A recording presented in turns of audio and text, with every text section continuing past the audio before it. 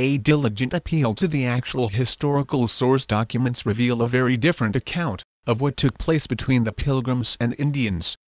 From the beginning, William Bradford relates that the Pilgrims and Indians made a binding peace accord, which contained 6 principal terms.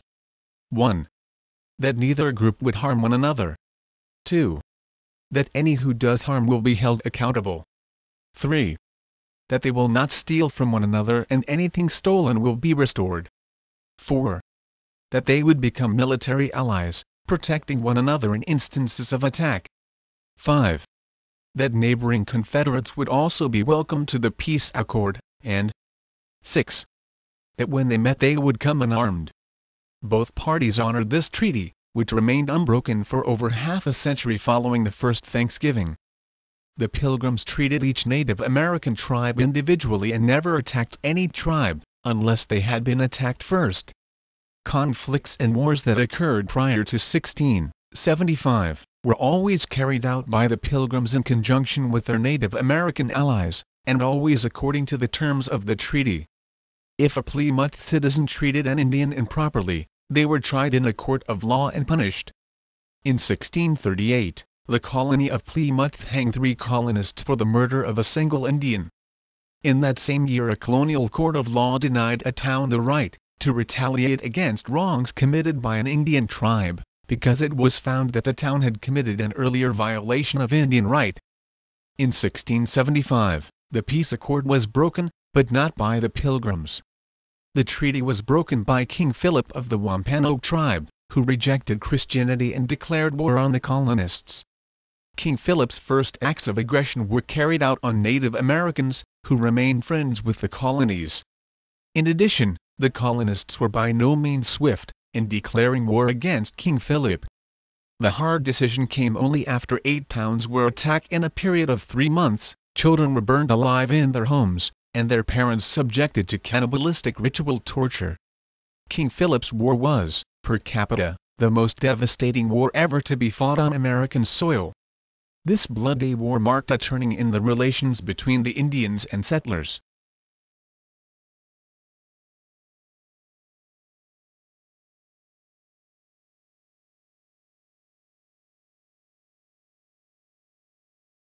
Two original source documents provide first-hand accounts of that first Thanksgiving among the Pilgrims and their Indian friends.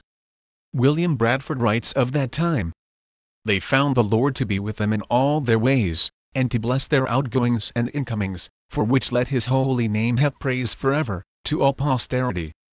Edward Winslow relates that on that first Thanksgiving, "For 3 days we entertained and feasted. Yet by the goodness of God, we are so far from want, that we often wish you partakers of our plenty." The Pilgrims together with a large company of Indians celebrated 3 days of thanksgiving unto God for his providence, in providing for them a land and a bountiful harvest.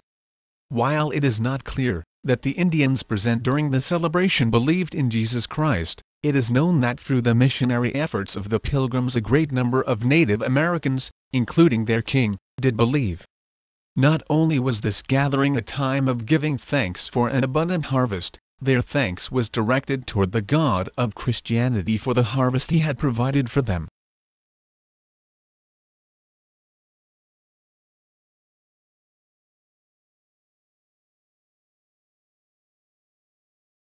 Racism, as we understand it today, is a modern invention predicated on an evolutionary view of man, which understands various races as following similar, but differing paths of evolution.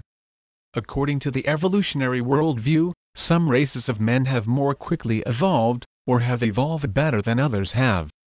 However, this way of thinking would have been foreign to the Pilgrims who landed at Plymouth. The Pilgrims who landed at Plymouth understood men and cultures in light of a biblical worldview.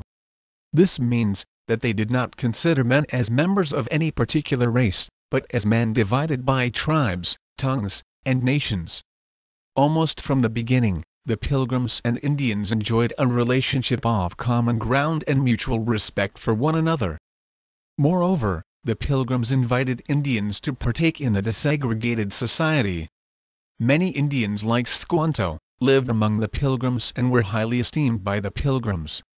There are records of Indians, who were permitted to sit on the juries of the Pilgrims. By the middle of the 17th century, Harvard College accepted Native Americans as students, having as part of its original charter the education of the English and Indian youth of this country. The common schools and grammar schools established by the Pilgrims had accepted Indian children as students almost from the beginning of their existence.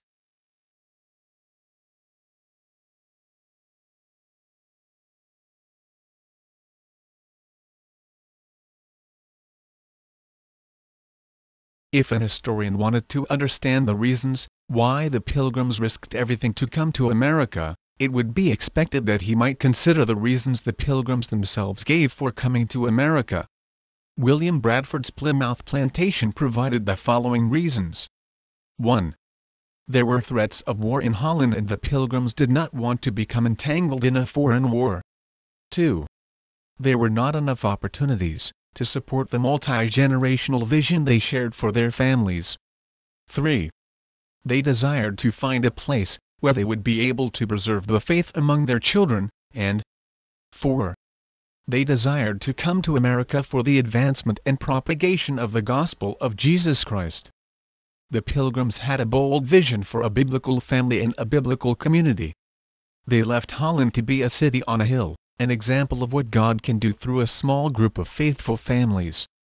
It is tragic that we find that many of the bad influences related to materialism, youth culture, entertainment, excess, and complacency that the Pilgrims sought to leave behind them in Holland, are the types of things many look forward to on Thanksgiving Day.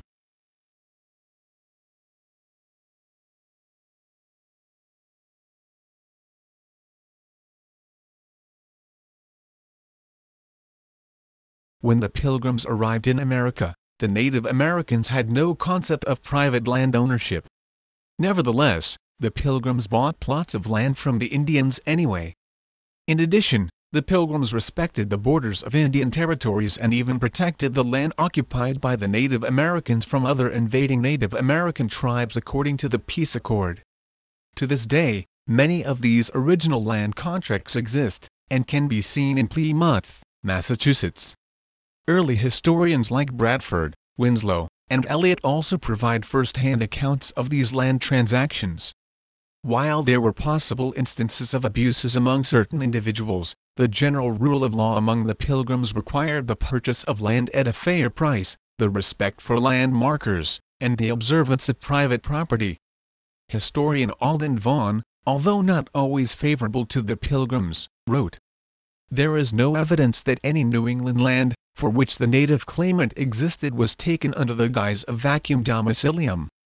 Plymouth colony set a patterns of Puritan land acquisition, that was later observed by Massachusetts Bay and its offshoots.